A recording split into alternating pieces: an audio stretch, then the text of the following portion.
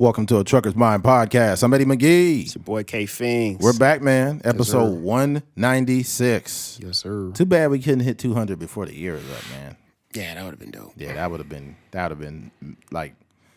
been like the apex of podcasting. 200. We're not gonna hit that till after the year. Yikes. All right, let's get right into it.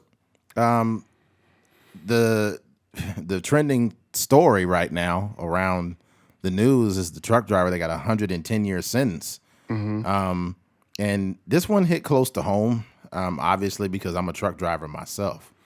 So it's like, geez, like this is a hard pill to swallow. All right. What happened to the fucking article I had up here? Jeez, I hate this, man. Okay, here we go. All right, here it goes. All right. Millions to sign petition, reduce 110-year sentence for trucker in deadly crash. Days after Colorado judge sentenced truck driver to 110 years in prison for his role in a 2019 crash that killed 4 people. An online petition seeking for the sentence to be reduced has been signed by more than 4 million people. Oh, wow. Yeah, now it's 4 million. It was at 2 million just recently. On April 25th, 2019, Rogel Aguilera Maderos was driving a truck on Interstate 70 in Lakewood, Colorado, near Denver, where it crashed into several cars, killing 4 people. In October, a jury found him guilty of 27 counts, including vehicular homicide and vehicular assault. On December 13th, a district court judge, A. Bruce Jones, sentenced Mr. Aguilera Maderos, now 26, yikes, that's very young, to more than a century in prison, citing Colorado state law that requires the sentences for each count to be served consecutively rather than concurrently. He's going to be 136 when he get out of prison. Can you imagine a motherfucker that outlived that sentence? You never let him out. Just keep that motherfucker in there. Almost immediately, the lengthy sentence drew scrutiny, including from the judge, who Reuters said, if I had the discretion, it would not be my sentence.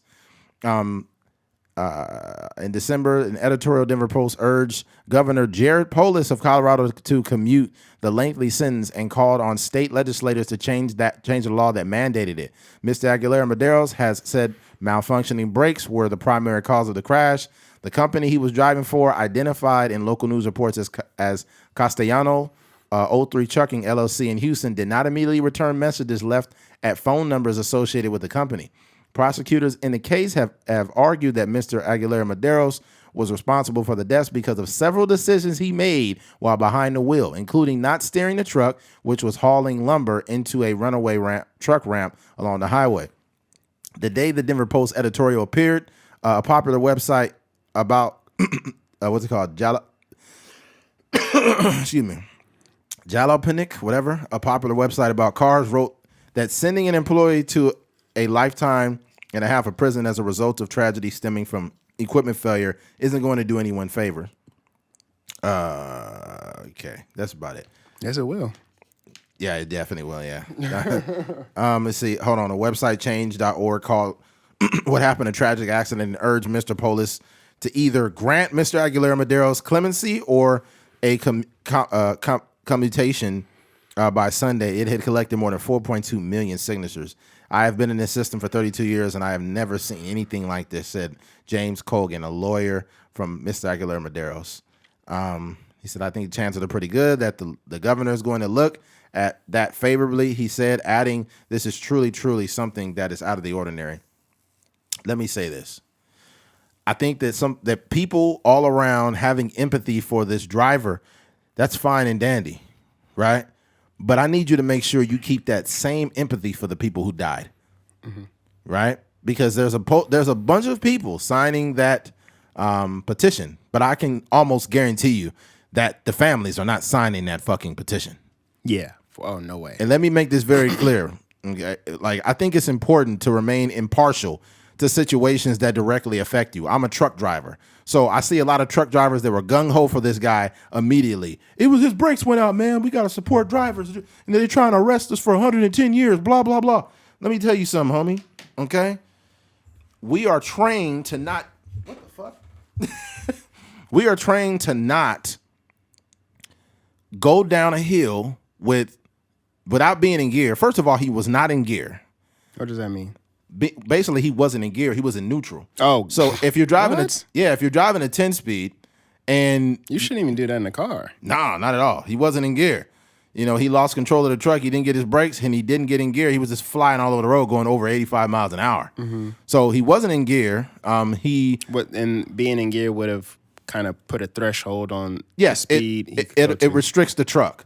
So he was fucking flying and being loaded with nearly 80,000 pounds or more, which 80,000, you'd be overweight. But with that much fucking weight pushing you, dude, you can't not be in gear, and you have to have your Jake brake on. And for those that don't know what a Jake brake is basically it's the equivalent to, if you ever seen a drag racer going down the lane or whatnot, and at the end of the race they deploy like these airbags, or what do you call those? What the fuck do you call those things that come out the back? Parachutes. Yeah. Parachutes come out the back of the car, and it slows the car down. With the Jake brake, what it does is it basically brings the engine production down to slow the truck down, in addition to you slightly using your service brakes, right? So he wasn't doing that. He put everyone's life in danger. He didn't take the runaway ramps, in addition to him avoiding multiple signs. This shit put people's lives in danger. People died that day due to the driver's ineptitude and due to the driver's lack of experience. So here's the deal, man. Do I think he deserves 110 years? Fuck no. That's ridiculous. However, you have to understand that, like, who am I to say how many years he deserves? You know, you took 4 people's lives. What's the value of a life? And I think that day with the way he was driving, I don't know how much he valued people's lives. I don't know. And also, being a truck driver is different. It's just like being a cop or being a doctor or being a firefighter. This is not McDonald's. You cannot burn a batch of fries and get a new batch of fries and then it's all good. When you make a mistake in these type of jobs, if you're a doctor, you get malpractice and lose your license. If you're a cop and you shoot somebody when you wasn't supposed to shoot you go them, right back to work after a month. Yeah, well, not always, because these cops are getting arrested now, right? So you can't take these jobs just to make money. You have to understand what comes with these jobs. And before I continue to carry on, I will give you a true life account of my near-death experience 6 years ago. First of all, I preface this story with I was working for a shit company, okay? They didn't value safety. They didn't keep their equipment up to par. And because I was a new driver and I wanted a local job, it was one of the only jobs that would give me a shot so I could, be home every day. So to make a long story short, I'm working with this company. We have a job hauling base rock. And we were back then I drove doubles. Basically, we're 2 containers that open up at the bottom. So I'm headed out there, and I guess a driver broke down, and he was fully loaded going up Bear Mountain. So if anybody's not familiar with Bear Mountain, which is, AKA the 223, the Bear Mountain, it runs east and west, right? And I was headed eastbound on Bear Mountain, and it's a hill that goes up. And as long as you're going up, you don't need a Jake brake. You don't need a Jake brake if you're fully loaded. If you're fully loaded, you're never going to use it going up a hill because you're not trying to slow your truck down. It's already going slow as fuck, right? So when you take the loads up, it's never a problem. And when you come back, we're always empty. So the Jake brake is not really a necessity when you're empty. You can get away with not using it on Bear Mountain. However, I had a Jake brake that was fucked up and it wasn't that great. And because I was inexperienced, I didn't push back on one of my bosses that said, hey, we got a driver that broke down. We need you to bring his load back to the yard. And I listened to the fucking guy and I almost died. What ended up happening is I went down the hill, but I knew at least I had to be in a low gear. So I was in I started off in 6th gear. And the weight of the load was pushing me down so quick I had to go into 7th. And if you go over 20,000 RPMs, you could cause engine damage on a truck. So you would have to go up a gear so you don't go way over. So to make a long story short, I'm going down the hill and I got to keep going up gears because I will blow the engine out if I don't. So I started losing my brakes probably almost halfway down or more going down the hill. And I had the mechanics behind me. Now, these stupid motherfuckers did not alarm me that, hey, things are going wrong. and I could feel my brakes literally going out. And once your brakes get hot, it almost feels like, imagine putting a bunch of gum, like newly chewed gum underneath your foot and pressing down on it. That's how your brakes feel. They feel like nothing, right? So I'm going down Bear Mountain, and it starts to curve once you get towards the middle. I see a car coming up. And at that moment, I was ready to die, bro. Like, everything had slowed down, so my decision-making was intact. I was ready for the moment, but I wasn't, because I was still inexperienced, but I had enough balls to know what I had gotten myself into and what I was willing to do. So as I was coming down the hill, there was a car coming up, and the only way for me to make that turn going down, that car had to beat me up around that corner for me to hop into the opposite lane. Luckily, the car did. Otherwise, if I tried to get there, I would have fucking killed that person. And I was ready to drive off that fucking mountain and die instead of hit that person. Okay? So that's what makes me different from Aguilera Maderos, is the fact that I was willing to die instead of kill people, and I had no runaway ramps coming down that fucking hill. I had no runaway ramps coming down there. There's no ramps you could just jump off of. It's just straight road. And at the end of it, when I finally was able to be safe and go down at a decent speed, I think I was in 10th gear by that point, and I was probably going like probably around 70 miles an hour, easily around 70 some miles an hour. And my brakes literally had flames. I had flames coming from my tires on both sides of the trailer. Flames flying out, smoke and shit coming down.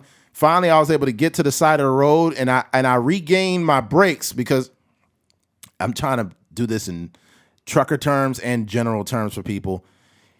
Depending on how you brake, you could regain your brakes if you let the air hit your brakes and stop using them. So when you're pushing down on your brakes, trying to hold it to break your speed down, you're only making your brakes worse. But if you allow the air and a gust of wind to hit your brakes, you can regain some braking power. So by that time I regained some braking power, I let it go, and then my brakes were on fire. My mechanics got out. They tried to use a fire extinguisher, but it didn't fucking work.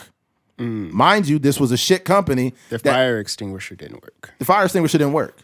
What did I say? You said that, but the way you said it could also imply that they used the fire extinguisher and it didn't put out the flame, if you know that. Oh, got it. They pulled out the fire extinguisher, tried to use it, and it didn't fucking work. Right? And mind you, this is the company that did not care about safety at all. Then I pulled my fire extinguisher that I had in the truck, and it didn't fucking work. So now I'm on the side of the road with the truck with flames coming out of it. So now we ended up calling the fire department. They came out. They were there probably like 2 minutes. They put the shit out, and they were just like, yo, what happened, you know? But that I was in fear for my life, and I couldn't believe what had just taken place. And this is what happens when you marry the inexperience of a driver and a shit company. That company that Maderos worked for needs to be held accountable. He needs to be held accountable for his lack of his lack of knowledge and him freezing up. See, me, I didn't freeze up. Right? And my situation was pretty fucking dangerous. I could have hurt some people. Yeah. And the mechanic said, you should have kept going. What they wanted me to do is keep going so the flames could get put out. But there is logic to that. But when you're going down Bear Mountain, you go so far, you start going into Arvin. And now you got a bunch of innocent people in that little town square down there. Yeah. And I could have been killing people. So I thought about the people that were ahead of me a few miles. I didn't think about, I should just keep going till the flames go out. Fuck no. The mechanic said, you should have just kept rolling. I'm like, yo, after that moment, I knew 1,000,000% that my safety is in my hands. Shortly after that, I quit that job and found another one. Yeah, thank God. Yeah, you know, but I just, and then when I got back to the yard, there was a bunch of people there like laughing, like, you good, man? That was crazy, huh? And they thought the shit was funny. I just got out the truck, walked right to my car, and drove home. There's nothing funny about your sorry ass equipment fucking up, and you think it's a joke. And the next day he said, hey, you ready to go to work? I'm like, no, I'm taking tomorrow off. I didn't come in. I needed a day to clear my mind, and I couldn't believe that I was with a company that actually made money being this fucking sorry.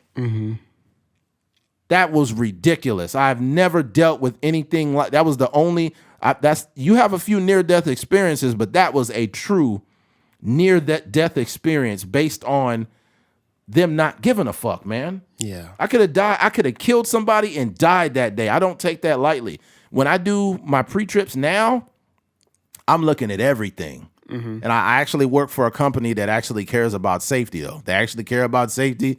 They actually care about things getting fixed. So, I noticed little things. I noticed recently one of the leaf springs had broken. I told my boss. He was like, okay, boom. I took a different trailer, came back. That other one that had a broken leaf spring was already fixed. I seen a hanger that had a crack in it. He got the mechanic get there, mechanic fixed it. But it's up to the driver.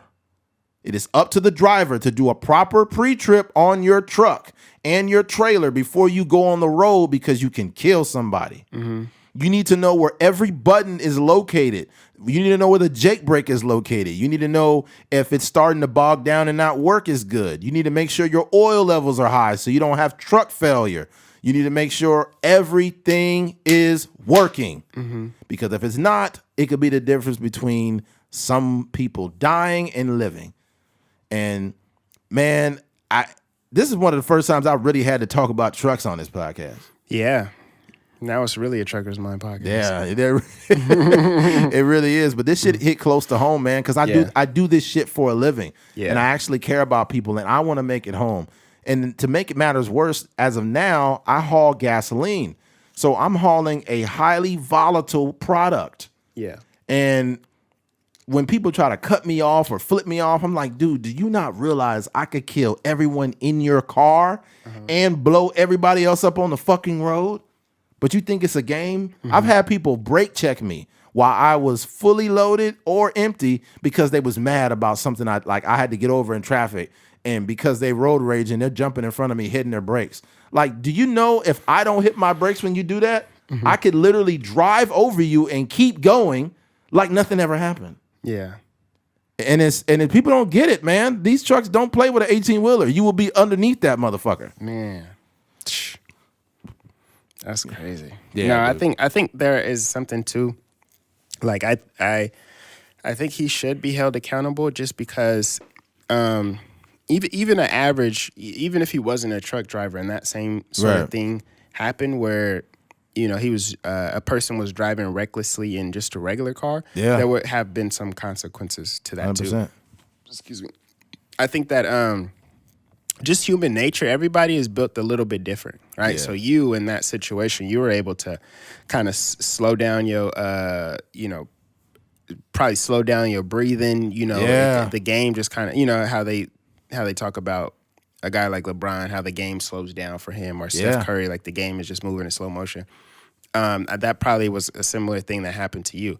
But some people don't have the composure to handle those type of situations. I can remember when I was playing football in high school, they would always preach this idea of training us like the military or like Marines or something like that. So they would say like, we're putting you through these highly stressful situations. We're making sure you we're running plays while you're tired. We're giving you calls while you're tired. We're doing all these type of things. So come Friday night, when you're in the game and you're a little bit tired, or it's however many fans in the stands and people going crazy, it's high pressure situations. Like you'll be able to compose yourself. Yeah. And I don't think that guy probably had been in any type of stressful situation. Nah, and he's a young guy too. Yeah, so I think that's partly on the company that trained him, or the whoever gave him his license, and on himself as well. I think there's a certain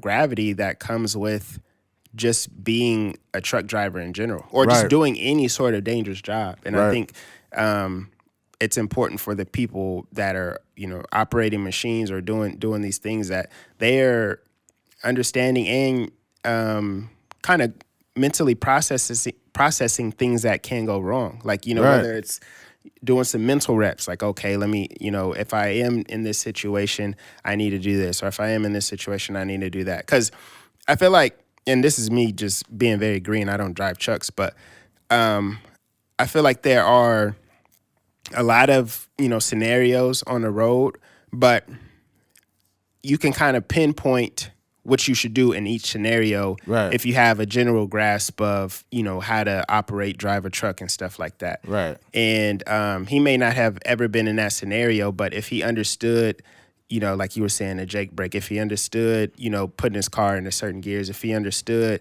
what to do when, me not even being a truck driver and I see off ramps, I kind of understand like what should happen in those scenarios. yeah. You know what I mean? Like, and that's me not even understanding any of that. But I think there's something to that. I can remember when I got into an accident on the freeway, and I was probably just maybe a mile or so. Like I had literally just got on the freeway and had only been driving for maybe a mile and some change. Right. And it was like middle of the day, so the traffic was it wasn't heavy, and then it just got heavy all of a sudden. So while I am trying to look over my left shoulder and switch lanes, all the traffic has stopped in front of me in the slow lane.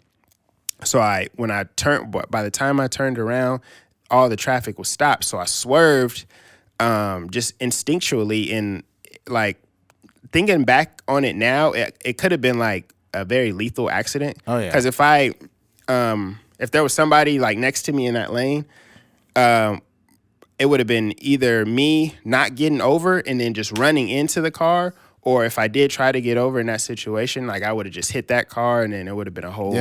Yeah. So I just think about that, and I'm extremely blessed to, be alive and not only have a dent in my car. But when I seen that, I swerved.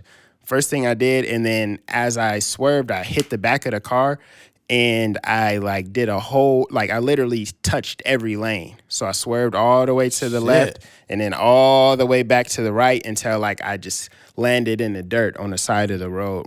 And in the moment, like it was so slow. Mm-hmm. Like I was just like, operating in a way where I knew exactly what I was doing. Yeah. The car was completely out of control. Like I wasn't able to like control it, but I was able to control, what I could control at least. And, I got myself in a position where, it probably could have been a little bit worse. Like I could have ran into the divider, or, I could have just been swerving or flipped the car over, or whatever the case may be. But I think that's kind of like, I don't know exactly where that comes from, but some people have a certain temperament where they're able to handle stressful situations. And I think that, that may come from, like I was saying, the football situations, or just, your natural temperament, or I think it's natural, whatever the case may be. But I think that knowing that, I think that's the type of thing that's important when it comes to hiring certain people or giving people their license and stuff like that, because you still won't know though. Yeah, you don't know exactly how people are going to act in certain situations, but I just think it's important just to have it. Maybe there's an idea where you can see it, outside of real life situations. I think it's also true that a lot of these companies, and I'm going to put them on blast because fuck them. CR England, CRST, JB Hunt. There's quite a few more. Prime. They're getting a bunch of new drivers and putting them in these trucks with minimal training just so they could run those fucking loads. There's a bunch of inexperienced drivers all over America running into people doing dumb shit because they train the drivers just good enough to get them on the road. Oh, don't forget fucking oh my God, Swift. Swift might be the worst, but sounds like all the bigger companies that you see driving on the freeway. Yeah, man. And they get all these fucking drivers and put them on the road. It's basically like a CDL farm. Mm-hmm. And they use their own, these guys get their CDLs with, they use people within their company to be the trainers. Mm-hmm. And it fast tracks these drivers into getting it done. And the DMV allows this because there's too many drivers that need CDLs, and it overruns the amount of availability for the DMV to do it. The DMV doesn't have the manpower to get everybody trained with CDLs. So they rely on the companies to do their own training. Yeah. And honestly, that's kind of fucked up. Yeah. I know some guys I went to trucking school with, those motherfuckers had no business being in a truck. There's one guy that I got my license with, or actually I got my license, but he didn't because I was one of the students that snitched him out. And I don't snitch on people, but this guy was an alcoholic. Like he was at school drunk. Like literally during the daytime, we'd be doing training. He was in the truck in the actual facility, and you could smell the beer on his breath. Yeah. Until he would get some gum, and people started noticing he was drinking. And like me and 6 other students said, hey, yeah, this guy's drunk. And then people would say like, well, I don't see the big deal. I do. I couldn't live with myself if I allowed that motherfucker to get on the road and he kills innocent families because I didn't speak up. What happened to him? They kicked him out. Oh, okay. And I was glad they kicked him out. I was there to handle my business. I was there to get my license. But that guy was faded every night. And I figured like it's not a big deal if he's not drunk during the daytime. Yeah. If he's just getting faded at night when we're studying at the hotel, no big deal. But this motherfucker was buzzed out during the day while we were doing training in the truck. And then like me and like 4 other drivers noticed it. And then 2 other people said, hey, we got to get him out of here. And we got him the fuck out. There's been times where I've called CHP. And people are like, well, you shouldn't do that, man. It's another truck driver. Well, I couldn't live with myself if I allow this driver that's going 82 miles an hour on Highway 58, which is a 55 mile per hour zone, that's swerving around cars. If I allow him to do that, somebody's going to die, bro. Yeah. I've called CHP, said, hey, it's this company, it's this truck. He's going this fast. This is where he at. Boom, boom, boom. Dude, you got to do your part. When they come out?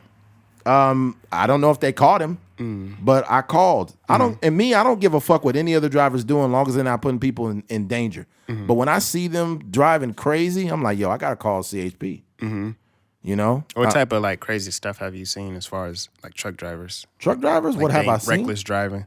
Oh man, I've seen a truck going almost 90. Oh my gosh! It was on I-5. It was probably like 3 a.m. I just got through delivering a load off highway. It was Highway 46 and I-5. I delivered to a Chevron right there in that whole little strip. And the dude just, like, he was going so fucking fast. Like, you could feel his trailer just, boom. He was gone. More than likely, this guy had radar. 90 feels fast in a car. Like, if a car drives by you 90 miles per hour, you think fast. You know what? I say he was going high 80s at the least. If you think you know what 90 feels like, imagine how it feels when you are on the road and a dude jumps in the fast lane by you. Boom. I was like, fuck. I couldn't even comprehend what was going on. One, I was awake, but it was late as fuck. So it's almost like you're awake, but your alertness is starting to become more and more depleted over time. And I was just like, yo, and I looked at mine and I was going 60. You know, I go anywhere from 55, 58, 60, right in there. You going 60, they're not going to fuck with you because it's so close to 55, they don't really trip. But 60 is fast for me. I feel like I'm flying in a truck. This is California, though. That we're leveled at 55, but 60. Man, you get to Arizona, they flying on the road. Oh, man, when I first got my license and I was out in Texas, man, there was a bunch of owner ops with massive stacks that would never be legal in California, but massive stacks on their truck. Their shit's lit up like a Christmas tree all over the side of it. And they be going 85. Yeah. Yeah, the truck speed out there, I think it's 70 to 75, I believe. Yeah, I've seen trucks in my, like, I'm driving back from school going through New Mexico, Arizona, and all that, and trucks is flying faster than me. Oh, yeah. I'm like, dang, what am I? And then you look at your own speed, you're like, yo, I'm going 70, I'm going 65. Like, I ain't driving slow, and they just yeah. Dude, it's just different, man. What I will say is this before I forget. In regards to the ramps that you get off on, the runaway ramps, here's the deal. And a lot of owner apps won't admit it, but when you get on those ramps, there's a couple things that can happen to you. If you get off on a runway ramp, for one, more times than none, they will stop you. Like you will be able to. The truck will be able to stop and it'll be safe. But here's the difference. One, if you go on the escape ramp, they're gonna have to tow you out of there, and that's gonna be an expensive bill. Okay, that's one thing. Another thing is it could fuck your front end up on your truck. So if you go in that sand, boom, your bumper's fucked up, your frame's all dented, that costs money, right? So a lot of people are choosing, to go down a steep hill with no brakes instead of going to the runaway ramp because it's going to come with a price tag. Yeah. What I would like to see is if they looked at his call logs to see if he called his company. Because if he was scared calling his company and they said, no, just go down the hill, it doesn't matter, then they chose that load over people. You never choose your load over human life. That's one thing that I'm not super versed in the actual proceedings, but I am curious to know how they came to that conclusion. What type of evidence did the jury hear as far as some of the details that allowed them to convict him? Because it seemed like pretty conclusive. But as far as from the outside looking in, all we know is that there is a truck driver that got 110 years and his brakes failed on him. But there was probably, like you were saying, some more details as far as it's a lot more. Putting it in neutral and passing up the ramps and stuff like that. There's probably way more than that because there's video now. There's more videos of people that were on the road with Medeiros that day, and one dude was like, "Oh shit!" and you see the truck just boom. Yeah, and I'm like, "Yeah, this guy fucked up." Like and the thing about it, man, is I can't. What I can do, and I feel like two things could be true. I can have empathy for him. I have empathy for him because he probably was working for a shit company. He was inexperienced, and if he could have that day back, he would totally do it. That's so unfortunate. Sorry to cut you off, but this reminds me of the situation where you were talking about the drunk driver. Yeah, I know I was about to go there. Yeah, and I'll let you finish. But basically, that idea of like, yo, in an instance, your whole life can change, and then the guy goes in and you are one fucked up decision from your life being completely different. We talked about that drunk driver kid that was 18 years old, ran into somebody going the opposite way on the intersection, killed the guy, but he ended up getting like vehicular manslaughter. And for wherever he was from, he ended up getting 1 year plus a couple years probation. He went to prison for that year, was beat up every day, and then he got gang raped and got HIV from one of the dudes that raped him. And it's all stemmed from him being a drunk driver and killing an innocent person. Folks, a lot of people don't realize that you are one really fucked up decision away from having your whole life change. I don't know who needs to hear this, but people die in car accidents. I don't know, so when the next time you get in your car, try to be a little less distracted. And people that like know of me or know me from the podcast or have me on Instagram, they'll be like, but I seen you had your phone out. You had your phone on, you were on there. Well, look here, okay? I did have my phone out. I did take a picture of the what do you call it? Like, I guess the ambiance, or maybe I seen something, the clouds looked beautiful that day, right? But what I want you to notice, if I do post those videos, my following distance from the truck or the car or whatever in front of me is massive. There's a massive gap. There's usually not any cars or trucks around me when I take the videos, and I feel like I do it safe. But honestly, should you be on your phone at all? Fuck no. Yeah, you shouldn't be on it. So I'm not going to be a hypocrite. But what I will say is there's a lot of people who are very distracted. Yeah, people text message. I don't text people when I'm at work at all. It might be like a quick reply or something, but I don't text people. Extended conversation through text. I've seen truckers swerving on the road with their phone texting somebody, and I blow the horn and I point at them like, "Hey, get your shit together, man. Get your shit together, dude. What the fuck are you doing?" Yeah, it was really a windy day on Highway 58, and I knew trucks had been getting blowed over last week, huh? I don't think it was last week, but just in general, Highway 58 is really bad. The winds get really high. But I'm in a tanker, and a tanker is different based on, it's more like it's the shape of it. The shape of it, yeah. It's got a lower center of gravity, and it's oval, like it's almost oval shaped. Yeah, so that wind is kind of like it cuts pilling around it. Yeah, exactly, it's cut. What's aerodynamics? I guess it kind of cuts it. Yeah, so look at us scientists, huh? So look at us, we scientists. Yep. Bill Nye the nigger guy. nigger. Bill Nye the nigger guy. Bill, nigger. Somebody's gonna turn this podcast off. You're saying the N-word. I gotta get out of here. I thought this was about trucks. Wouldn't that be wild if we randomly get like 50,000 listens this week because when people are going to look for the information on the guy, they just, searching podcasts or whatever, and ours is at the top of the list. That'd be crazy. That would be crazy. Yeah, and then we're yelling the N-word. They're like, oh my God, this has nothing to do with the case. Fast. That's wild. My kids are in the car, man. I can't listen to this. Imagine this is like some racist dude from the South. That's right. Say it again. It's music to my ears. Can you imagine like somebody holding like how the flags be on a stick? Yeah. He'd be like waving a little Confederate flag. Yes, right, baby. Say it again. Somebody would chop it up and then just have it playing in their car every now and then. He's like, I just want to freeze it right here. I don't care about nothing else about the podcast. That's funny. I mean, I don't got too much on this. We've been on this for a while. My thoughts and prayers go out to everyone affected, including Aguilera Medeiros. This shit it's tough, and he's a young guy. I don't think his whole life should be taken. If it was up to me, right, it would be either 4 to 10 years. Mm-hmm. And then he has a chance to still have a life. Yeah. Take his license away, maybe. Yeah, I do believe it was an accident. I don't think he had intent to hurt anyone, but I think he fucked up.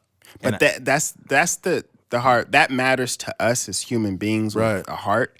But a lot of that doesn't really matter in the court of law. Like if you accidentally shoot somebody, if you accidentally do a lot of things, it just it doesn't even matter. I don't think this applies. But what's it's supposed to say? The ignorance of the law is not. But I don't think that applies to this situation at all. Yeah. I think kind of though. I mean, I don't know if he was ignorant of the law or not, but there might have been some ignorance there. He might have been a little bit ignorant of the law because as a truck driver, it's our job to read every sign, and he avoided several signs to actually make himself safer along with, the escape ramps. He had multiple attempts. Yeah. And he fucked up royally. It's the saddest part about all of this situation is it's Christmas next week. Yeah, I know. And the families don't have their the families that died don't have their family members, and Medeiros is in prison and he's not able to be with his family, and the 110-year sentence has to suck the soul out of a person, and he was like, I'm begging you, please, and the tears was real, and we literally just talked about this last week about how the holidays is not really so joyous for a lot of people, and this is 100%. Well, I don't want to keep dragging on with it. You guys be safe on that road. This shit ain't no joke, man. Yes. It ain't no joke, man. Mm-hmm. It's people that die in car accidents every day. Mm-hmm. And I think that anybody that has a family member who passed in a car accident would agree that it's important to take this shit serious. Yeah. Remember back in the day when you first got your license and you took so much pride in how it felt to get on the road? Mm-hmm. You would just drive anywhere for no reason. You'd be going to the store. If anybody needed something for the store, you was happy to go take them. And 10 and 2. You was loving it. You was driving 10 and 2 because you was still very green. Yeah. Remember how that felt? You need to regain some of that same love of driving again, and you need to understand how much of a privilege it is to drive. And not only drive a car, but also drive a commercial vehicle. When I get in the truck, I am the truck. Yeah. I control the truck. It doesn't control me. In my hands, it is not a death machine. It is merely a vessel to get product from A to Z. Every now and then I'll do like a low-key reset of my driving. Mm-hmm. Like sometimes, I don't be texting a lot or like checking my phone. Sometimes I'll change a song or I'll, respond to something or, maybe whatever, like dial the phone number. Right. But for the most part, I don't be texting like that. But sometimes, like if I catch myself, like I think it was last night. I don't even think I was on my phone, but I was driving and it was on one of the back streets, and I just found myself like almost on the other side of the street. So what I do in those moments is like I'll just like reset it, and I'll basically get like I'm in driving school or something like that, and then make sure I'm turning my signal and all these different things, just to kind of like recalibrate in a sense. You need to recalibrate, man. That's why if I'm not well rested, I won't go to work. If I'm not well rested, yeah, you have to be in the zone. You have to be ready. But yeah, I don't want to keep beating you guys over the head with the same shit. All right, switching gears. Billie Eilish.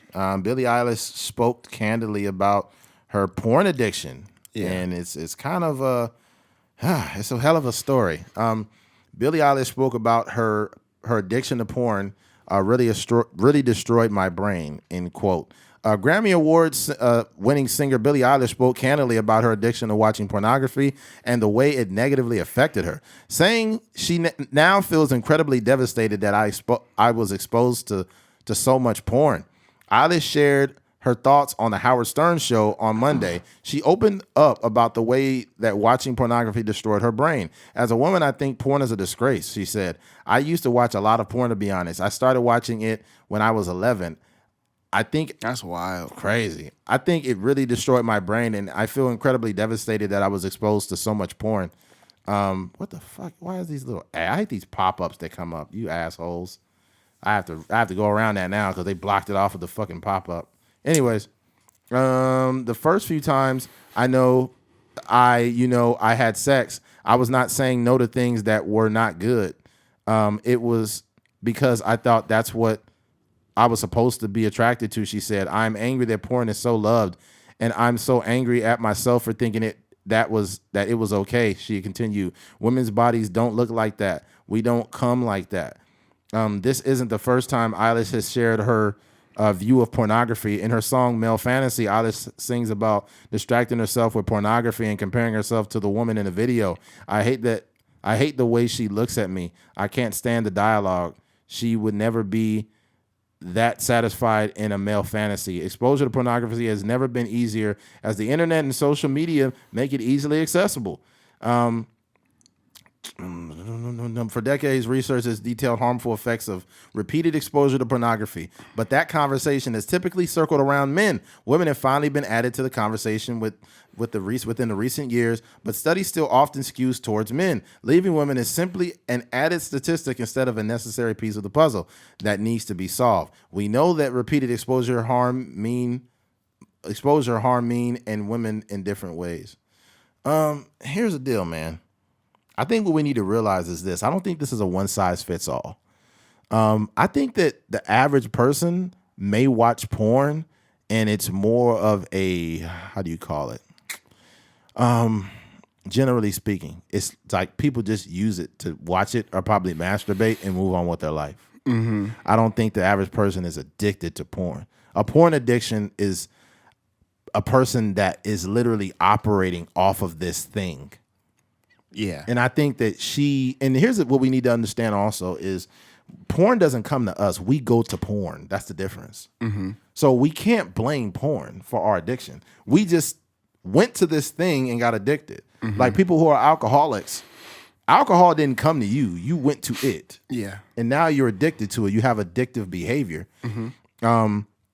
I do agree with what she says in regards to porn setting these unrealistic standards because it's so far from reality. It's actually a vacation from reality. Mm-hmm. Like if you go to your porn search and you put in big booty Latinas, you're gonna have millions and millions of videos of big booty Latinas. That's not how the world works. From decades. Huh? So from different decades. Yeah, that's not how the real world works. Mm-hmm. You know, whatever your porn search is, I don't want to get in your guys' business. But that ain't how it worked. Mm-hmm. It ain't normal for women to look like this. Yeah. It's not normal for women to have sex like that in videos. That's a fact. You know? Yeah. It ain't normal. And if anybody has ever had listened to a interview or a conversation by a female that does porn, you realize how uncomfortable they are a lot of times. Yeah. Mm-hmm. Yeah. And it's the things you see in there, it's like it's not normal to have a 10-inch cock. That's not normal. Yeah. That's not what people walk around with. Mm-hmm. But if a woman's favorite search is big penises, then she will see millions. She will see millions of videos of large penises. Mm-hmm. And then what's going to happen in her regular life when she finds a guy she likes and his penis is not 10 inches, now she's like, this guy's got a small penis. Yeah, he might have 5.5. You know, and I was telling you before. On top of that, even if the guy she meets doesn't have one, but there's also a chance that a regular guy walking around the street does have one of those things, and she thinks like he gonna, give her the time of her life, but in reality, she gonna be sore. It's gonna be killing her. Yeah. Yeah, a woman's vagina is not that big. Well, some of y'all probably got big vaginas. Yeah. Some of y'all got that bucket. But yeah, women don't be taking 12 inches. That's not normal. Mm-hmm. Like, I mean, if she wants to be in a hospital, maybe. Yeah. But yeah, those videos with those women in it, and I don't even know if they're enjoying it. Yeah, that's what I was saying. A lot of porn stars will say, no, it was very uncomfortable. And they'll be like, if I am having sex in my normal life, I'm having sex with the guy with the average size penis. Yeah, that's correct. Yeah. So it's like even the porn stars don't adhere to those things that they do in their videos. Yeah, it's just an act. Yeah, it's just an act, man. Mm-hmm. It's like the WWE of sex, And sex, I think that porn has affected us a lot in just our daily lives when it comes to how people have sex. Like when women are doing certain things, or they're giving you fellatio and slapping themselves in the face with your penis and shit. This is not normal. Like you learn this shit from watching videos, dude. You also realize like your favorite position is probably shaped by porn. Probably. Because there's no way of like, you get all your moves from. It's like watching watching Steph Curry play right now. Everybody's shooting 3-pointers. But if you're seeing some new hitting the girl from the back every other video, you're like, oh, this is my favorite position. The same way Kobe practiced all those shots and moves is the same way when you watch porn. You're like, you know what? I'm gonna try that move. Yeah. Yeah, exactly. That's pretty much what it is. And I think society has molded how they not so much view sex. And by the way, like the shit that you see in there, like putting your foot on somebody's head while you can't do that to a regular one. Can you imagine if you try to put your foot on a girl's head while you hitting it? Not only Not only is call the police. Not only is the sex unrealistic, but the scenarios are also like. I don't think people get as distorted by the scenarios, but definitely like the Bang Bros. Yeah, where you'd be thinking like, dudes is just riding around in a van. Like, as a kid, you'd be like, yo, if I get an Astro van and pull up on these girls, hey, you need a ride. Yeah. Oh, dang. That would not work. Yeah, you can't just ride around the van and ask girls if they need a ride. Exactly. They will call the police. Yeah, that's not gonna work. Yeah, you can't act like a director and have a backroom couch and just be like, hey, we're doing a movie here. Yeah. Yeah, that's bad, man. But I really don't. I think two things. I think porn is bad, and I don't think it's bad at the same time. I think porn is bad because it sets a extremely, extremely unrealistic viewpoint of sex. But I think it's decent for people. Especially, it's decent for people that just want to use it recreationally and move on with themselves and don't have an addictive behavior towards it. Yeah. You know who probably watches more porn than literally anyone? Married men. Yeah. I think married men, the only thing that keeps them from probably not cheating and running off on their wife is that they get to watch them videos, bro. That's what Wax said. Wax was talking to Charlotte. Yeah. I was like, what do you mean? I got porn. Yeah. I was like, what? Yeah, but this is the funny thing, because he's like, he's like, yeah, man, I don't cheat on my wife, man. I got porn, I got Bang Bros, and then I got Carla. He's like, yo, why is Carla third? Yeah. Yo, so ladies, if you ever, I'm just keep it real, because these conversations are very in depth here on the Trucker's Mind podcast. Ladies, if you catch your man and he got his porn selection up or something, or you find out he's watching porn, leave him alone. Yeah. Leave him alone. Don't tell him shit. I think it's a little bit selfish in a way. That's keeping your marriage intact. Yeah, leave him alone. Because if he can't get his rocks off when you're on your period, or when I'm tired, working, or whatever the case may be, it's either gonna be his hand or Hannah. Yeah, it's gonna be his hand or it's gonna be somebody's ass. Yeah. Leave him alone. Leave him alone. And honestly, too, I don't even want to know. Like, first of all, I don't want to. Like, if I had a girlfriend or if I was married, I don't want to know my wife's porn search. I don't want to know shit. Yeah. I feel like her pleasure besides me is her business. I don't want to know nothing about it. That would have all kind of effects on your brain. You make me insecure. Yeah. I don't want to know you look at 10-foot cocks on there. Well, it might be worse if she look up little penises. Oh Like man, her fetish is micro penises. Oh man, What? My big dick ain't good enough for you? Oh dang! You find out that she's into something totally different. Oh man, That'd be wild. oh my goodness! Imagine The craziest thing happened to me one day. I was trying to register like some domains. So I have right now I have a website. It's kthings.art, and it just has like links to the podcast and my music and YouTube and stuff like that. And I don't know if it's still. I'm gonna do it live. Hold on. Let me see. what's going on, man? Talk us through it, Keith. Hold on. Let me pull it up first to see if it's still in effect. Oh, Yeah, it should still be there. Okay.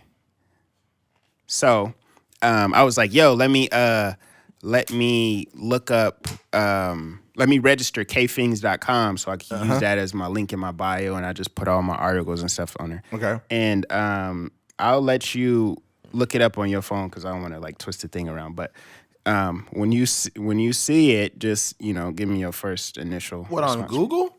Just type in kthings.com into your Really? whatever. Yeah, your browser or whatever. All right. Okay. It's still loading. And to talk you guys through what I'm seeing here, it's still loading. What's going on? Is it not showing up? It's not showing up right now. What is it? Let me see. It's just showing like it's just white screen. Oh, okay. I'll let you just look at my thing there. And you can scroll down Wow. No way. with 2 fingers. Oh. Just use the arrow. What the fuck is that? Hold on. It didn't go down. Can you see? I see. Go scroll down a little bit. I got you. Hold on. The fuck is that, dude? Wow. Yikes. There's a bunch of. It is when you put in kthings.com, it is a fucking Asian porn site. Yeah. And it is all in Chinese letters, man. It looks like an anime. It's like the Dragon Ball Z of porn. Yeah. I thought he was about to say, "Do it, Kakarot."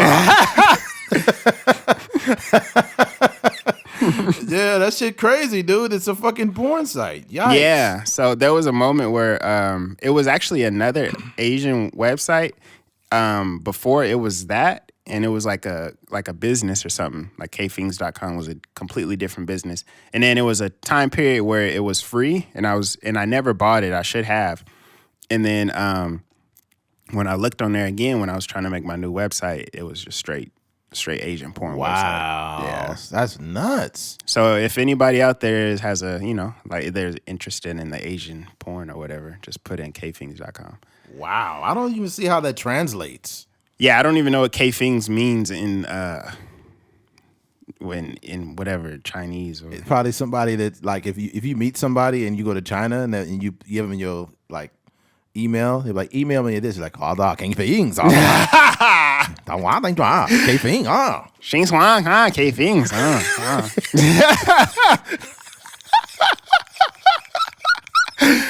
Dang, my name mean porno in Chinese. They don't even know, man. They don't even know you just a black guy. Whoa, wait, remember your guy that thought I was Asian? Yeah. What if he thought I was Asian because he actually liked that website? And he was like, oh, kthings is, yeah. Yeah, that's nuts, man. Yeah, we live in a time where sex has oversaturated the internet. And I think the conversation doesn't need to stop at porn. It needs to keep going with, how Instagram has overly saturated sex. Yeah. Where there are literally OnlyFans links in the bios on there. And people, it could be a person like, yo, go to my OnlyFans, yo, hey, have a nice day.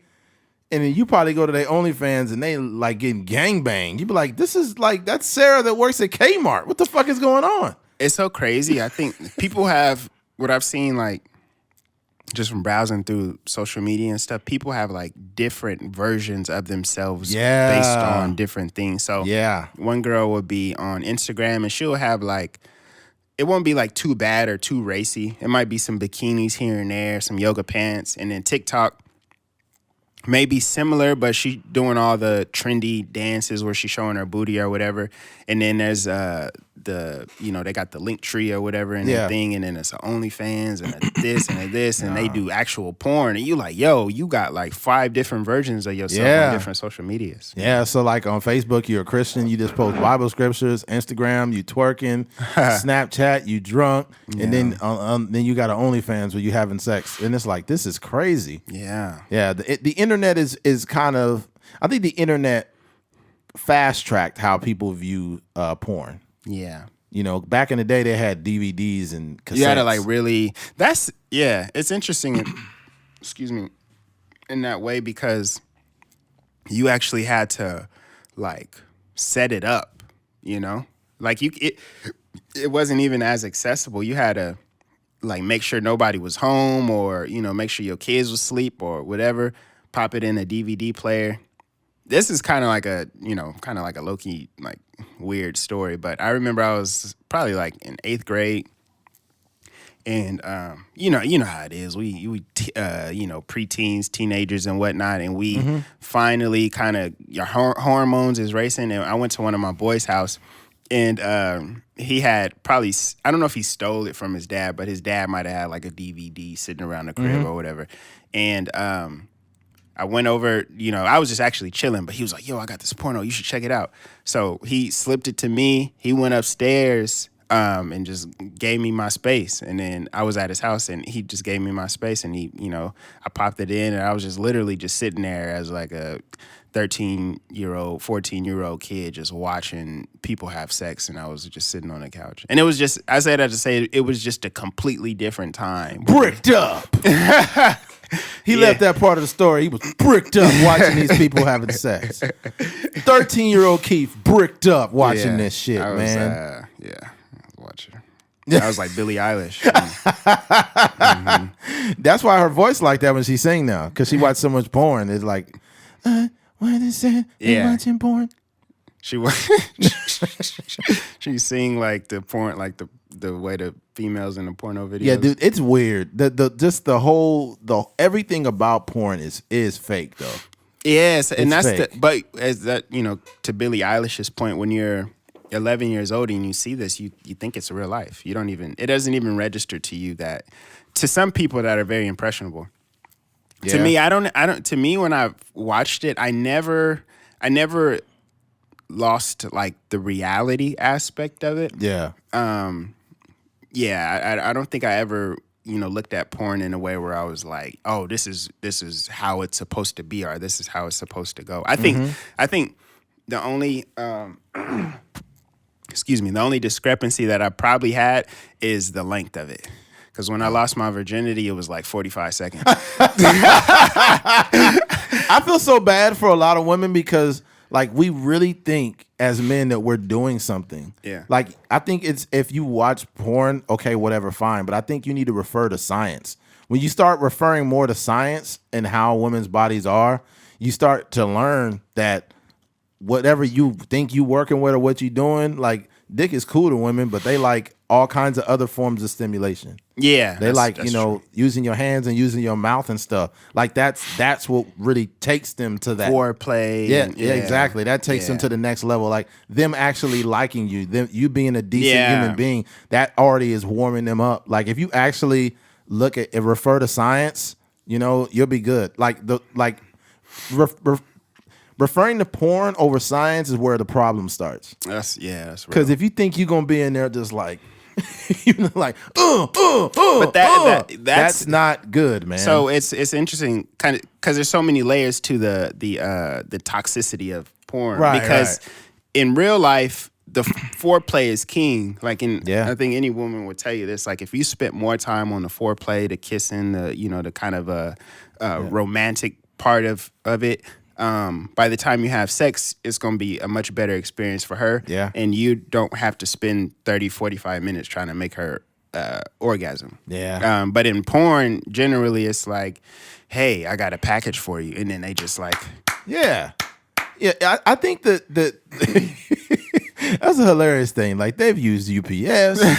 Fucking now it's probably Amazon. I'm here to deliver a package. Oh, okay, thank you.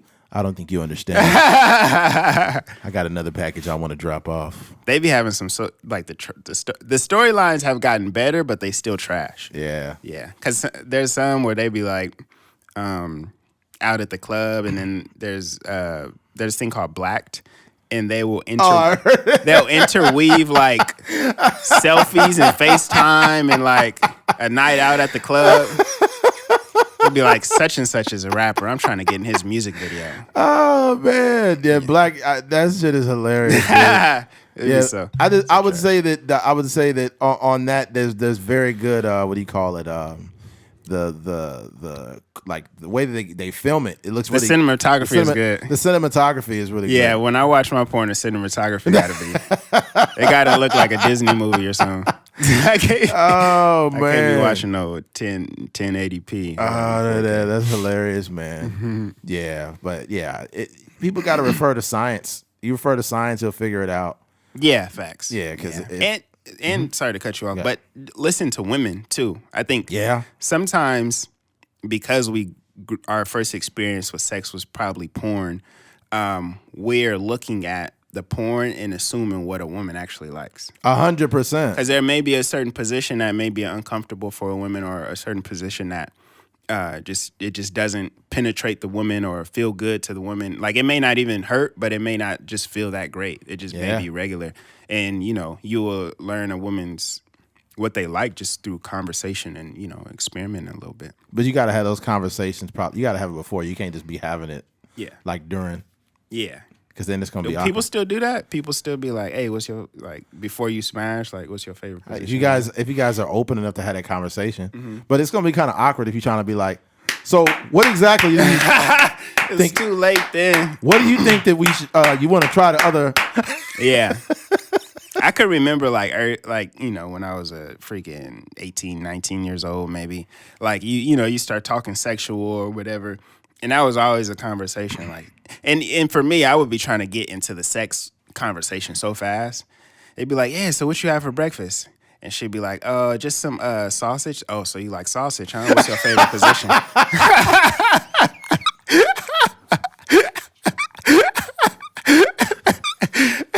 Oh God. I was so trash. Oh man, teenage trying to flirt, trash. Oh, they'd be like, "So what you having for lunch? Tacos? Oh, so you like them pink tacos, huh?" Yeah. It could be anything. They'd be like, "So what's for dinner? Enchiladas? Yeah, I got a couple inches for you." I got a couple inches for your lotta.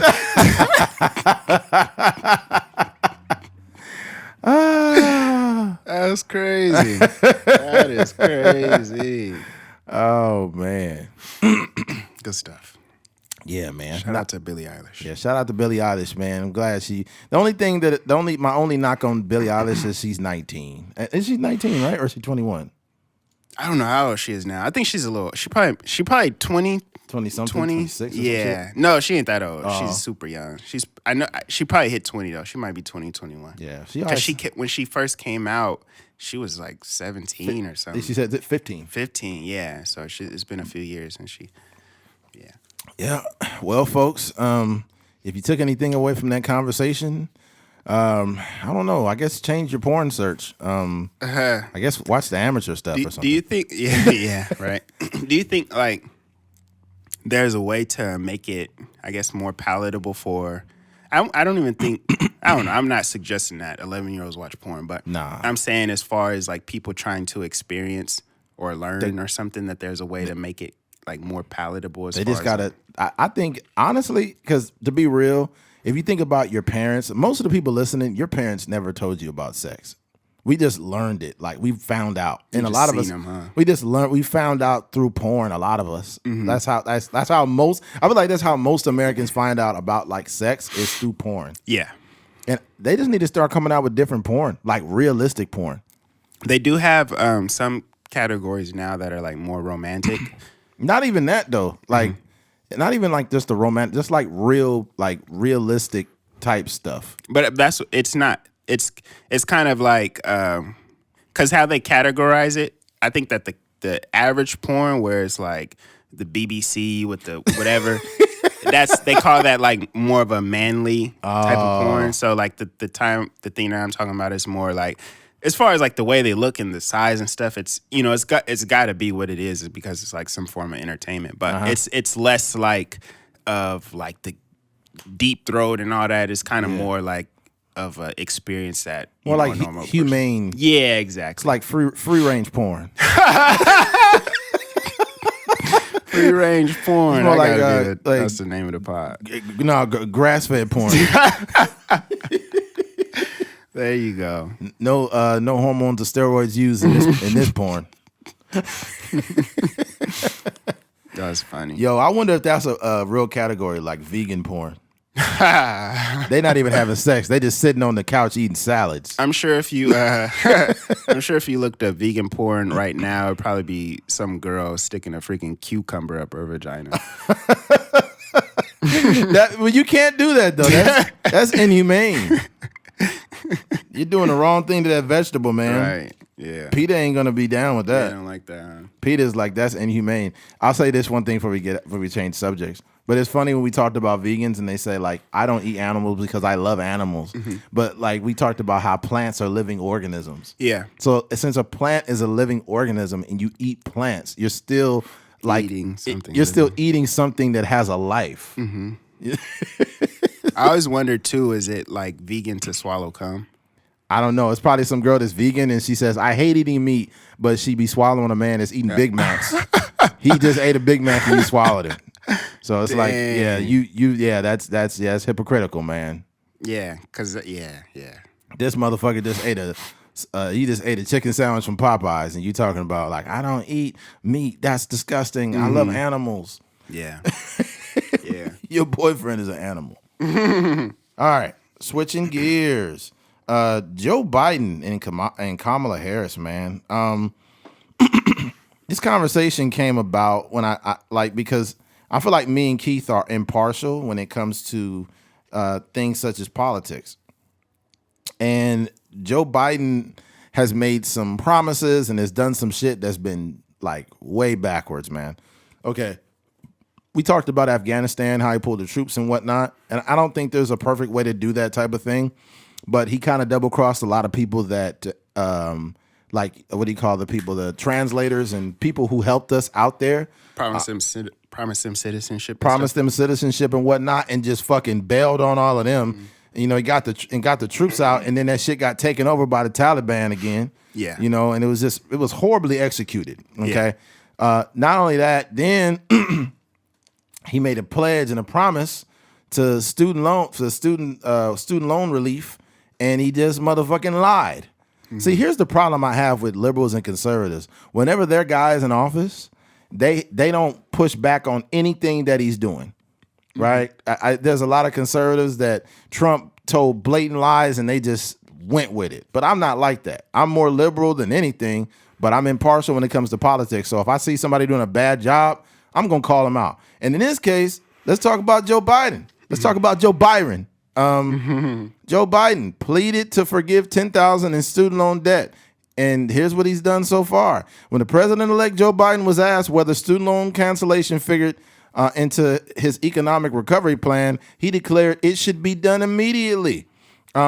Student debt is holding people up, end quote, Biden said November 16, 2020. They're in real trouble. They're having to make choices between paying their student loan and paying rent. On the campaign trail, Biden had pleaded to cancel at least $10,000 of student loan per person, right? Here's his tweet. No bill should pass without immediate generous relief for workers who are losing jobs and hours, small businesses losing revenue, and communities facing emergency needs. Another tweet. These goddamn pop-ups, you motherfuckers. Additionally, we should forgive a minimum of $10,000 slash person of federal student loans, as proposed by Senator Warren and colleagues. Young people and other people debt holders bore the brunt of the last crisis. It shouldn't happen again. 1 year later, while Biden has provided hundreds of thousands of borrowers with debt relief, that $10,000 promise remains unfulfilled. Here's a look at why and what he has done. Biden has focused on pre-exceeding forgiveness programs. The Biden administration approach to student loan relief began with improving, extending, or expanding a handful of programs that were already on the books. We're working really hard to get students the relief that they are entitled to through these pre-existing programs, under Secretary of Education James Cavall told NPR Friday. Hold on. While it's not loan forgiveness, Biden extended the pandemic pause on federal student loan payments. That pause don't do nothing. That pause is now slated to lift in February. His other actions essentially keep promises the U.S. government had already made to borrowers, rather than make new ones. For example, and this is other examples here: total of permanent disability discharge. Like, he hasn't done shit. He hasn't done nothing. And then the $10,000 per person was a fucking lie. This is what people do. Politicians are dream sellers. They will sell you a dream. Yeah. They are no different than a car salesman trying to put you in a car that you have no fucking business being in and be like, you need this car. You need this sports car. But I have 6 kids, man. I know. And I know you can't fit them all in your car. The payments are not going to be that bad. Payments aren't going to be that bad. You can just put the kids in the trunk. You don't need to put the kids in the back seat. I need an SUV, man. No, you need this sports car for $200,000. Hear me out. Yeah. Politicians are bad car salesmen, man. Yeah. They are dream sellers, and that's what the fuck they do. And, here's the thing. The reason why... Oh, shit, the water bottle. The reason why Donald Trump got put out as president was a couple of reasons. One of them was motherfucker lied about COVID. He called it a Democratic or a Democratic hoax when it wasn't a hoax, first of all. And then he temporarily shut the country down, barely shut it down, and said we'll be open by Easter. Everybody will be back in church, no problems. And that shit didn't happen. Yeah. Due to his lack of care and his ineptitude is what got him kicked the fuck out of office. If there was no COVID, Trump would still be president. Yeah. Easily. Without COVID, Trump's still president. But since he blew it, and now you got a guy that came in, and this motherfucker's pushing vaccines down people's throats. Yeah. Right? The way it's getting pushed is problematic. Now they got a 4th shot. Like, goddamn, motherfucker, shit. Yeah. Booster shots and whatnot. Look, to each his own. I'm not anti-vaccine at all. I'm just like, fuck. And then all these the mandates that are happening, and the masking up and this and that, and it's like, I get it, but like, when the fuck are we gonna go back to being normal again? Yeah. Like, how long are you gonna be intruding on us? But I don't want to veer too far from what I'm talking about. Basically, there's just a bunch of things that Biden is doing that's just not okay, bro. Then he's squeezing the American people by, if you get paid or do something on the side through PayPal, Venmo, Cash App, it's going to get reported to the IRS when it's over like $600 or something. And it's like, yo, why the fuck does the government feel like we need to give them more money when you already killing us on everything? We can't even wake up without getting taxed. If I take a 10-minute nap, you tax 5 minutes of it, you son of a bitch. So why the fuck, and it's crazy that, I voted for Biden. I'm not proud of that shit, but we had a dumb motherfucker in there before him. Now we got this dude, and it's like, god damn. But the difference with me is I don't have a problem pushing back on a politician, even if I voted for him. If he's fucking up, he needs to be held accountable. And Kamala Harris, man, she went off on Charlamagne the other day.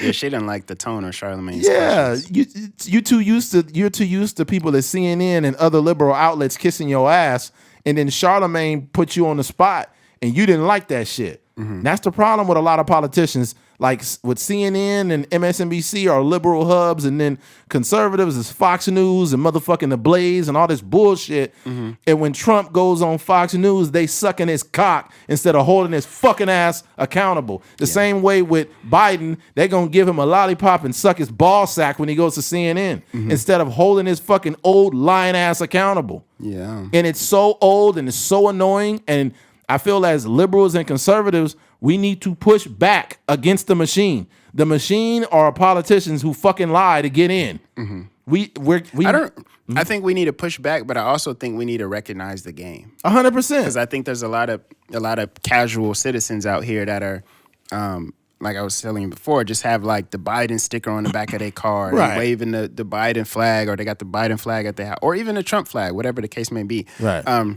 They're so infatuated with this idea of like politicians they're almost looking at politicians as like celebrities or something. Right. But, push back for sure. But also, I think the genesis of pushing back is recognizing that these people are saying these things so they can get votes. 100%. Joe Biden is on the Breakfast Club, or Joe Biden is talking to Cardi B because he wants to get the black vote. That's it. It's not because he cares about us. It's not because, he's going to do something for us when he gets in office. He's just playing the game, and we don't recognize it. So when we see it, we like, oh, Biden is on, or, Hillary Clinton is talking to Charlemagne, or Hillary Clinton is doing this. So we go to the polls and we vote for them thinking that they actually care about us. Yeah. But in reality, they're just doing their job. That's it. Yeah. Their job is to get elected. After that, it's, their job is not to get fired before the 4 years is up. That's it. That's all it is. And yeah, like pushing back against the machine is just the main way is recognizing that these motherfuckers are just saying what they want to get elected. Yeah. And people says Trump was the best president ever. Oh, really? Okay, that wall he promised, it did not get built. And they'll be like, yes, it did. It got built. They was building it before. He would have had it finished if he got a second term. Really? Well, do you know that all it took was crazy weather conditions and a high wind to knock the fucking wall down? Yeah. It literally did. I think we talked about it on the podcast. The wall got knocked down. He also didn't. I think the Trump's worst thing he did was he never objectively communicated the wrongs of certain groups, like the when they stormed the Capitol and the Proud Boys and all these different things. He never even if you're. I feel like even presidents in the past, they would have been able to articulate in a way where they said like, "Hey, I don't what these people did was wrong," and calling them out by name. But with Trump, he kind of like tiptoed around certain groups if they did something wrong. Here's the thing: all these politicians. Kyle Rittenhouse is a hero. You don't shut your bitch ass up. Now, look, here's the thing. Here's an article talking about it, too. Trump's wall winds blow over section of U.S.-Mexico border fence. A new section of the President Donald Trump's signature wall along the U.S.-Mexico border has been blown over in strong winds, U.S. officials say. Steel panels from the fence in the town of Calexico, California, were knocked down on Wednesday morning. The concrete used to anchor the 30-foot tall panels in place had not yet set. Gusts of around 30 miles per hour were reported at the time. The U.S. National Weather Service said the fence is part of Trump's administration's ongoing construction project to stop illegal migration across the 1,954-mile-long wall, U.S.-Mexico border. On Tuesday, Mr. Trump boasted at the campaign event in New Jersey that the wall was going up at a record speed. Well, it got blew over at a record speed. 30 miles per hour to be correct. These motherfuckers lie about shit, and then people still support it because you haven't done your due diligence and you haven't done your research, and you're another person who's a stupid liberal or a stupid conservative, and you keep sucking the dick of these politicians instead of fucking holding them accountable. And they lie and they steal from the American people and they squeeze us. They squeeze us so fucking much that we can't wake up and take care of our families because there's some new tax involved. There's inflation. Everything's going up. Everything costs money. Yet you think that you can support the same person that is indirectly oppressing you. the same person that said they would forgive $10,000 of your student debt, not only did they renege on it, renege. not only did they renege on that promise, but when the new year starts, they want their money back. That's the unfortunate part, is because a lot of I think I don't know if any side, as far as Republican or Democrat, does it more than the other one. But that youthful 18 to 22-year-old range, when they tapping in, maybe visiting college campuses or having people pop up at college campuses, making people aware of the voting and stuff that's happening, or even putting voting polls at college campuses. Right. You're kind of rallying around the people that are affected by the lack of execution of this loan forgiveness. So for them to go out and vote for you because they believed in certain things that you were saying, only to have you turn around and to not do it. But I will say too, like, even with Kamala Harris, like, the way she talks to Charlemagne, and her tone was is kind of aggressive at times. Yeah. But I would just say that if she would have stated in that interview, hey, we tried to do this, but there was some pushback here. We didn't get enough votes here. It fell apart when we were, putting the bill together, whatever the case may be. If she would have just articulated in that way, I think that people may have been more understanding. Yeah. But when you answer a question by talking about the good that you have done outside of the actual question we're talking about. Don't filibuster me. Yeah, exactly. Yeah. So, hey, what happened to the loan forgiveness? Well, we've done this, and this in the community. We've helped women with birth rights. And, it's just like, why aren't we talking about the topic that, right. This is the thing that a lot of politicians do anyways. Yeah, let's stay on topic, okay? He'd be like, so what about, and Charlemagne was on, like, literally, Charlemagne did not give a fuck. And what's sad is it took a person who was not in the pockets, or excuse me, it took a person who was not stuck in the, I guess not even in the algorithm, but stuck in the echo chamber. Like, he's outside of it. Not the CNN or Fox. He's not the CNN or Fox or MSNBC. Mm-hmm. He's Charlemagne. So he asked you about the loans, and you responded with, right now we're helping women. We're getting this done, and bust this and that. Like, no, I didn't ask you that. Yeah. I asked you a direct fucking question, and you filibustered me. And then when I ask you another direct question, you get mad. If you're the vice president, you should be able to articulate yourself. But, like, I'm a truck driver with no college degree. And if you ask me a question, I'm going to respond in the best way I know how. Mm-hmm. And I will not respond with aggression, because I actually know how to talk to people, and I have enough emotional intelligence to understand what's going on. Yeah. And also, what's funny? When people tend to respond with aggression, it tells me that they have an unreliable temperament, right? And the funny thing is, when Charlemagne said, like, yo, who's the president, Joe Manchin or Joe Biden?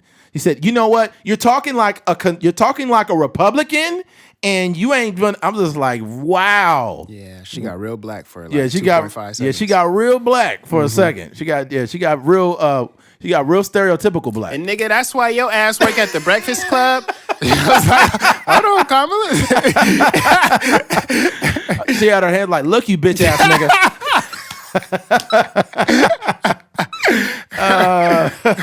That's why you ain't got no hair. Yeah. Mm-hmm. And then at the end of that interview with I encourage everyone to go watch The Honest Truth. It's called The Honest Truth with Charlemagne. God's Honest Truth. God's Honest Truth. Go to YouTube right now and watch that conversation. Mm-hmm. Towards the end of the conversation, and he asked, I think that's when he asked about the student loans. Like, the girl was in the back, like, hey, we're gonna have to go. We're gonna have to go now. Like, she got this gonna be the last question. Yeah. What she did, I will say, she did tell him last question probably 5 minutes before that. Right. And he asked like 2 more questions. But I think when the shit started getting hot, they had to go. That's all I think it is. Yeah. Those people they ain't so tied up they can't answer a fucking question. That's bullshit. They just don't want to answer the cookie cutter questions. This is what happens when politicians are not used to being in real situations when they're actually on the hot seat. Yeah, I mean, I think they probably get prepped a lot. Oh, they get Here's super a list of prepped. the questions that they're going to ask. Yeah, here's a list of questions. First of all, I think that's garbage. I think if you're a person that's really up on your word, then you should be allowed to be like, hey, you can ask me what you want, but if I deny that question while we go live, then just respect me. Yeah. Like if you ask me something, I'll be like, you know what? I don't really feel the need to answer that question, but you could totally ask me something else. I think that's respectable. Yeah. I'm not sure how a politician could get away with that, but that's a good question. I mean, a good statement. Well, I mean, what if Kamala was like, the loan thing? I would just rather not answer that question. People would be like, ooh, they'd be mad. Should be trending on Yo, Twitter. they asked Joe Byron. They asked this motherfucker. They asked him about inflation, and he just walked away from the microphone. Sleepy Joe, he went to take a nap. Sleepy Joe remind me of, like, you ever seen the back of an owl's head? Like an owl? Like when he turn around, he got the back of his head look like an owl. Like a big white owl with frosty white hair. I'm just like, dude. And the whole landscape of politics really bothers me, which is why we really don't mention politics on this podcast. But I look at the same liberal, left-leaning people that complained about Trump and called him a liar and this and that, and I hardly see any of you motherfuckers when Biden is literally lying to the American people. Yeah. Y'all ain't called him out one time. This is why politics will never change, because the people never change. Yeah. We're just stuck in this cycle. Yeah, they're stuck in the cycle, man. Election time, we're going to go out there and vote, for our party where we're affiliated with, and yeah, do bro. This next thing, same thing in 4 years and 4 years. Yeah, it's like, come on, man. It's the same shit every 4 years, and the liberals, the Democrats pandering to people that they never will fucking help in the first place. Yeah. Like, we got to do something and it'd be something to be subliminally racist. The Democrats to say it and no one questioned it. We got to help the Shanikas and the Daikishas. we have to help the Terrells and the Dyrells. Like, if you don't shut the fuck up and get out of my neighborhood, that's funny. You're not gonna get the tap dance around. Because I'll tell you this much right now, a lot, especially black people, I can say a lot of black people, they do not like Kamala Harris, yo. Yeah, they don't fuck with her, and it's unfortunate because she is she could be a really good role model for a lot of right. younger black women coming up, being a vice president and all, but she just not. I'm gonna tell you something right now, and I'm gonna keep it a buck. And nobody thought about this. I am not a fan of Candace Owens at all. But what she's done a good job with is having like a real following on Fox. People right? really like her. People fuck with her. Yeah. If Kamala Harris was the one that was getting out in front of things and being active and whatnot, and actually having a good rapport and like almost being, I won't say like the savior, but really being proactive in the next election, can you imagine if Kamala ran? Like, if somehow Biden ain't gonna be doing another term, so we could just fuck that now. We gotta hope he can make it. He gonna run again. Huh? He gonna run again. He gonna walk. He ain't running Sleepy nowhere. Joe. That motherfucker gonna run. Yeah, if he walking run for president, the only thing he run into is the toilet. All right, American people. I gotta get. But wait, did you? Huh? What was that video we seen when somebody was getting arrested and they just started farting? Oh, I posted a video yesterday on Instagram. Anybody that got me on Instagram and showed a cop, he put like his knee in the dude's stomach, and he was like, "Stop resisting." Oh man, he arrested the shit out of that guy. Literally, that shit had me dying. I just kept rewinding it. Oh man, something about a fart is always gonna be funny. Oh man, but he did a double fart though, because the cop put his knee in the dude's stomach, and the first fart was loud. It was like, and then the second one was a. Stop resisting. Like, you can resist. I put in the caption. I made my own caption. I said he can resist arrest, but he can't resist that fart. Oh man, that's hilarious. Bro. Oh man, yeah. But what I was going to say is, imagine if Kamala Harris ran and fucking Candace Owens ran. Yeah, Wait, before you get to that, I want to. There was probably one of the more creative, like funny things that I've seen on TikTok in a very long time. There was a guy who was like battle rapping his remote. What do you mean? Like literally, he put the remote in front of the phone, and he was like, "Yo, son, you click buttons and change the channel, but I ain't never rattled." Like, and it was so funny, man. I had to write in the comment. I was like, "Bro, this is really good." Like, man, what what I love about TikTok, dude, is it's so dope. Like, I think I probably got the dopest algorithm, bro. Because the things that I like they bring me more dope stuff, and it's what's cool is it's real people doing real shit. Yeah. It's not, I don't watch a bunch of like bullshit. It'll be like real people, like how to make money. Like there's a bunch of financial hacks. Like real, like they're talking about NFTs and all kinds of stuff. And I share that information with Keith and he shares it with me. If I want to see funny stuff, it's funny from like a different level. Yeah. But yeah, TikTok is so dope. I talk so much shit about TikTok. All day early on, man. I was like, fuck TikTok. That shit is for teenagers that want to do dances all day. And look at me now. Lo and behold. I'm a fucking TikTok daily user. Yeah. It's a lot of good. It's what YouTube was for me probably 6-7 years ago, where it was just like, yo, it's this on here and this on. You can see how-to videos and how to start a business. So like it was like a pool of just information. But now people are doing that same thing on TikTok, just in a shorter form. And there are people like with dedicated pages to so many different aspects of life, whether it's just personal growth or business or podcasting or music, whatever. There's just so much dope stuff. And you could just scroll through and you just coming across just dope stuff. I have what I do is I just like the stuff I like. If I want to go back to something later on, I'll just like it and then just scroll through my likes and then be like, oh yeah, this is the one I wanted to, do right here. So. Yeah. Even the one you had sent me with the NFTs, I went and downloaded that, or I went to that website and downloaded that. That'd be dope if somehow we could turn some of the shit we do into NFT. Yeah, we can. There was an artist that he's a producer, I think, and he made his own personal NFT. And I don't know, like, it's still, like I tell you, every time you send me something like that, I'm like, I still haven't grasped it yet, but it's definitely feasible. We could definitely do, like, even the, what's our guy's name that made that art for us? Carson. Yeah. Shout out to Carson Crawford, man. Even that could, potentially be like some sort of NFT. Yeah, that's right. Yeah, that was dope, man. I forgot about that. That was quite a while ago. That was a really cool gesture that he did. Yeah, shout out to Carson. He did a pretty cool job too, man. Yeah. And we gave him a theme, like a theme to use. What's up with my internet, man? What the fuck? Okay, here we go. Where's the picture at? It's on here. What year? That was a while ago he did that.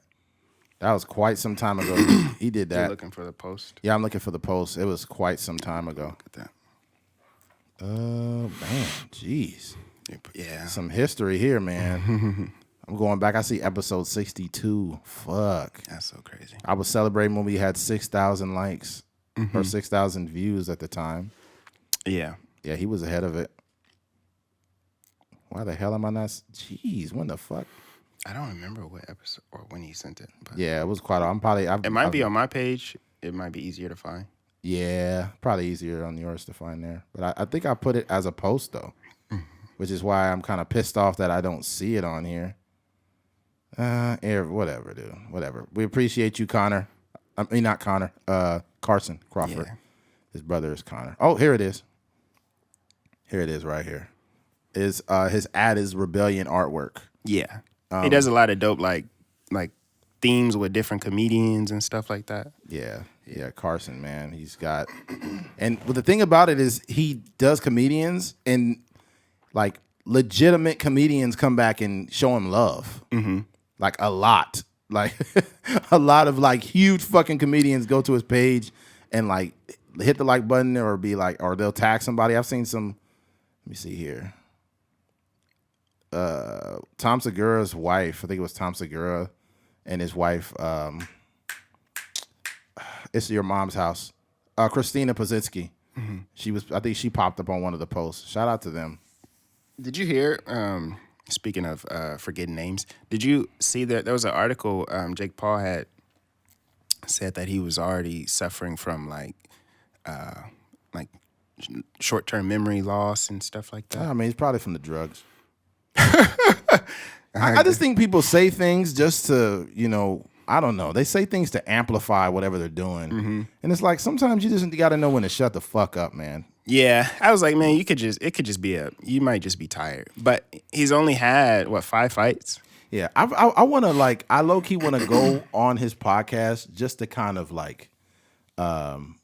I don't know, just to kind of get an idea of who he is. Because I listen to his podcast, I don't get really anything real from it. It's just like one of those viral people. Logan is the one with the podcast. Logan is on. Yeah. Jake is the one that's box. Yeah, Woodley. Yeah, but there's that, man.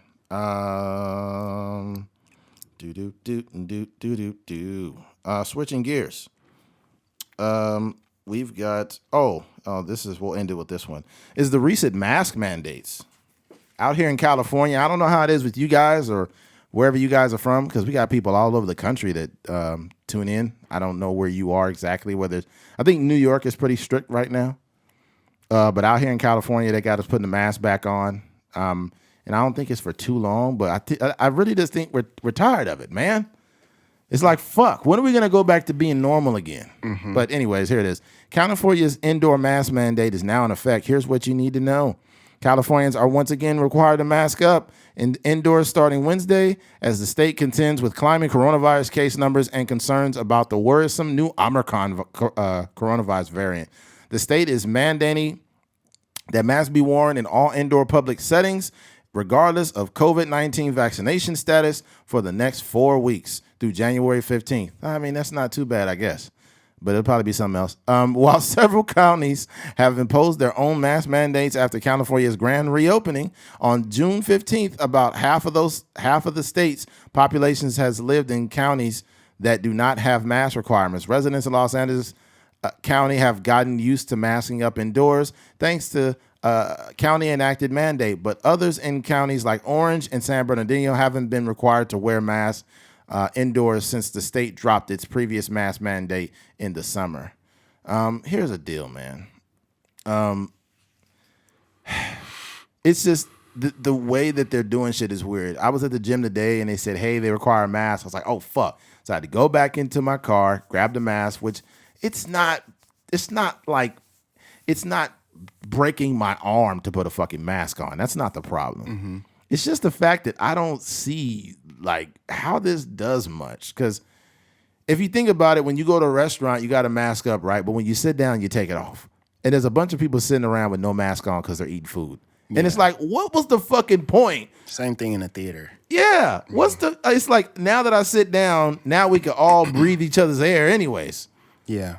I really think it's not, they're doing the mask shit, and it's not because they want people to be healthy. It's only for liability purposes. They don't want to be the source of some pandemic outbreak that started at Maya Cinemas. You know what I mean? Yeah.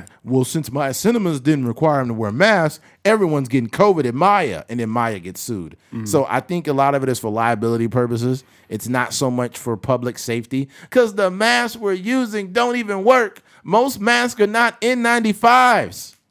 So what the fuck, man? Yeah, I don't know any casual person walking around. Because, only the people that are working in the medical field can really get those anyways. Yo, I seen somebody go up in this. Oh, I was about to make up a lie and make it a joke. But I was going to say, I seen somebody go up in a grocery store with one of those sex masks. It was like leather and shit. Oh, the little the gag thing. Yeah. That's comedy. Yeah, man. Can you imagine that? Imagine if you went up in there dressed up as Spider-Man. They couldn't kick you out. Yeah. I think this is really cool. And I never thought about it, but I was downtown. I forgot where I was at, but I had to get a birth certificate, a copy of my birth certificate. And I seen this dude, the motorcycle dude, and he got off his bike and he just kept his helmet on. Oh yeah, I think you told me that. I was like, yo, dude, that is the coolest shit, man. Yeah. He was like, yeah, I'll just keep the fucking mask on, man. Fuck it. That's facts. Yeah. You don't have to wear a mask. You just walk in with Yeah, that was hilarious. He was like, yeah, I seen him walk up in there with that. I think I seen somebody else do that too. Yeah. It's like, oh, this is crazy.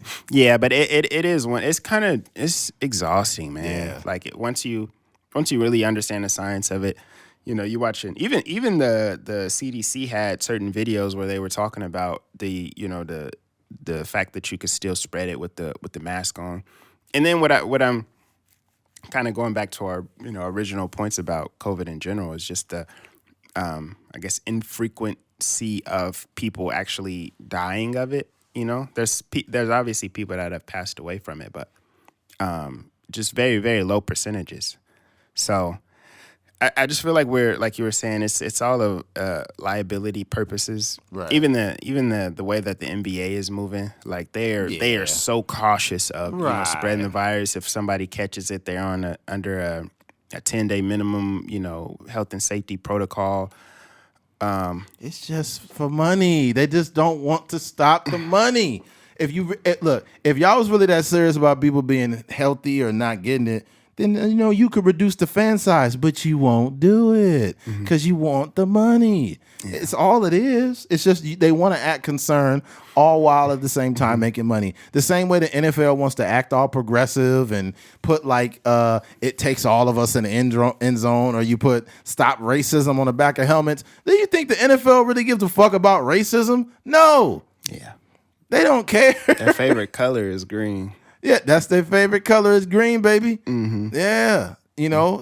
Hey, when you making money, you don't see people black or white or whatever. You only see them as green people. Yeah. So I don't know, man. I went to Blaze Pizza last night, man. I've been wanting to go there. I haven't been there in a while. That pizza was good as fuck. What'd you get? I guess they call it the meat eater, but I get mine's a little different. I got the pepperoni on it, but I was pissed because they got rid of my favorite topping was the turkey meatballs. Oh, okay. They ain't got it no more. They just got the sausage one. So I had to get the sausage one, and I like to get, they ain't got the broccoli. I like putting broccoli on the pizza too. That shit fire.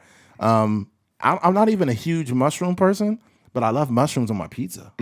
It just you be doing the shrooms? Yeah, I'll be in there tripping out. That's cool. Every slice, I'm fucking psychedelic out. But the shrooms I had on there are mushrooms, and then I put a bell pepper and that garlic. But I like that garlic that it's like wet garlic. You know what I mean?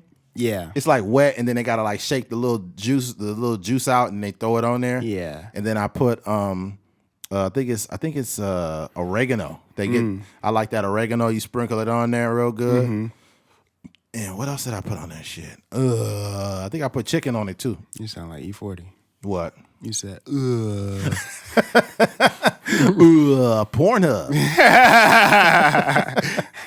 That's hilarious. I wish we could do a poll to be like, and ask people what's your.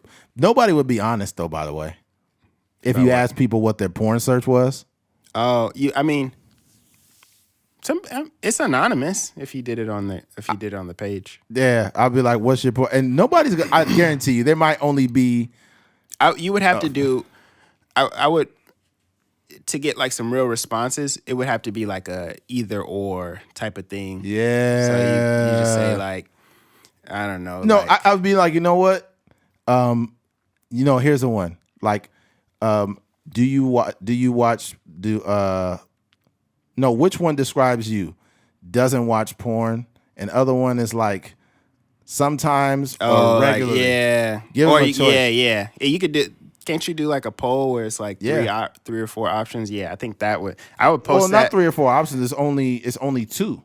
I think they have. Don't they have polls where you can put more than? No, you only get 2, and usually it's either you could scribble out where it says yes and no and put the this/this in one box, but you only get 2 boxes to choose from.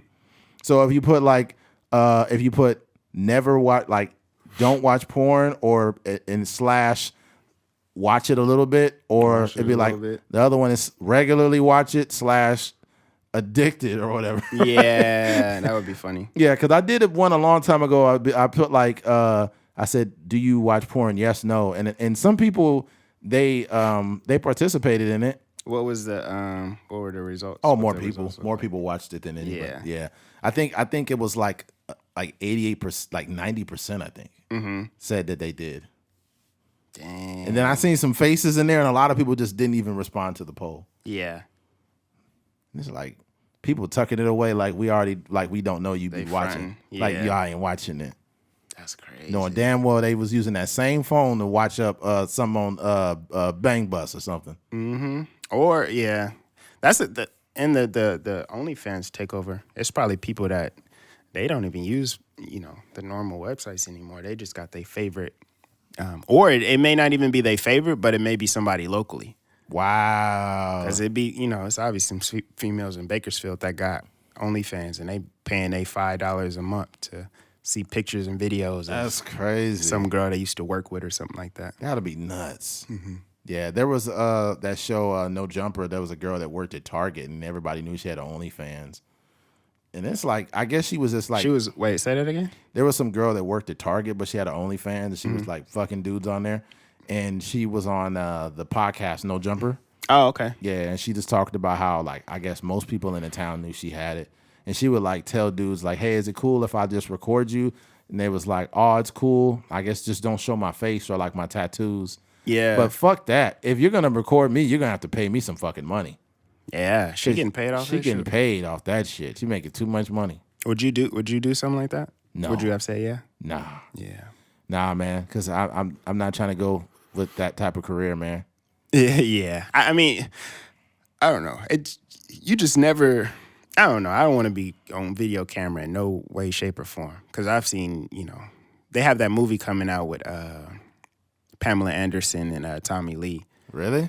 Yeah. The dude, I think his name is Sebastian something. It's based off a movie? No, you know the how sex tape? the sex tape, the sex tape came out or whatever, or it was leaked or whatever. Yeah.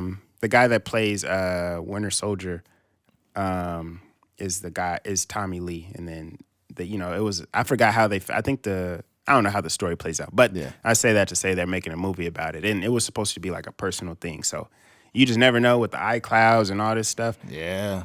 Like not no more. When I was a kid, I was never did videos, but I would obviously send pictures. But not even now would I send pictures like that. Nah, not at all. It's too much shit going on. Yeah. It was freaking all kind of people got exposed from the iCloud. Vanessa Hudgens and Cassie. Straight freaks. Yeah, Cassie got They exposed. called on it the fappening. That's what they called it? Wow. That Somebody- was way back too. Yeah, it'd be some really good like hackers out there, and they released it like a movie, like the fappening one. It was like Jennifer Lawrence and all these. Jennifer Lawrence is on it? I think so. Oh, wow. It was a lot of actors and stuff. Wow. That was before that movie came out. What was the movie she was in? Silver Lining. No, not Silver Lining. Oh, you're talking about the yeah. Fuck. What was that called? It was a huge movie. And then there was two of them. trilogy. It was two three of them. Three of them? Mm-hmm. I think I seen all three. Good movies, though. Yeah. Damn it. Hunger Games. Yeah. Hunger Games. Great movie. Mm-hmm. Yeah. But freaking, I lost it. I was thinking the other day, I was thinking about that song Cassie had. That was a smash record. That came out when I was in college. Mm-hmm. That shit used to slap though. Yeah. Boom, boom, boom, boom, Yeah. boom, boom, boom, boom. Cassie got one, and then she was. Remember, dude, this is how much we care about Cassie's career. Remember when Charlemagne did that interview with her? Nah. Remember, he did before Breakfast Club and all that. He was still in like Philadelphia or something like that. He did the interview where he was basically pressing her about how she got owned and stuff. It was like old Charlemagne. You the one that told me about it because he talked about it in his book. Ah, fuck. He did the interview with Cassie, and he was I don't know if he talked about her news. He was asking her about her news that had leaked. He was asking her like, how did you get on? People saying you got on because you sleeping with such and such. Wow, fuck. I can't believe you don't. Yeah, he talked about it in the book. Yeah, it'll come to me, man. Damn, I haven't read this book in a long time. Yeah. Yeah, shout out to Cassie, yo. I don't. She just went from being a musician to like being P Diddy's girlfriend. Yeah. That shit was crazy. Yeah. She was like, and they was together a minute, I think. Mm-hmm. Yeah, it's wild. Yeah, that's it. Yeah, Sound like he held her hostage, man. She escaped now. She got a kid, and yeah, that says a lot. I don't know if she married, but she got a whole different relationship. She's not very old though. Mm-hmm. I would say she probably like 33, 34. Yeah, because she came out with that a minute. That song used to slap so hard, dog. Been waiting so long. Every time I was answer your call. That's that. Yeah, that shit used to go in. Oh, he was roasting her too because she did a live performance and she did. She's 35, yo. 35. Yeah. Yep. She's beautiful though. She's super sexy. Yeah. Got pregnant at 35, yo. Somebody, Olivia Munn just had a kid.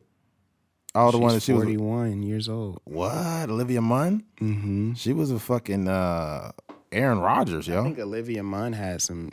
She was on that Fappening too. She was? I believe so. I might be wrong. Yeah, that's. Hold on. She that old? I didn't know that. Hold on. What the heck? 2 days ago, Olivia Munn gives birth to baby boy with John. Oh, she just had a kid. Wow. 41. Fuck. Mm-hmm. Wow. She don't look 41 at all, though. Yeah. Shout out to Olivia Munn, yo. Mm-hmm. Pushing them out. That's so crazy that, obviously, like, people be, like, extremely concerned about having children, at certain older points age. Yeah, like when they in their 20s, like, I gotta have my internal clock or whatever. But yeah, it's crazy to have a healthy baby at 41.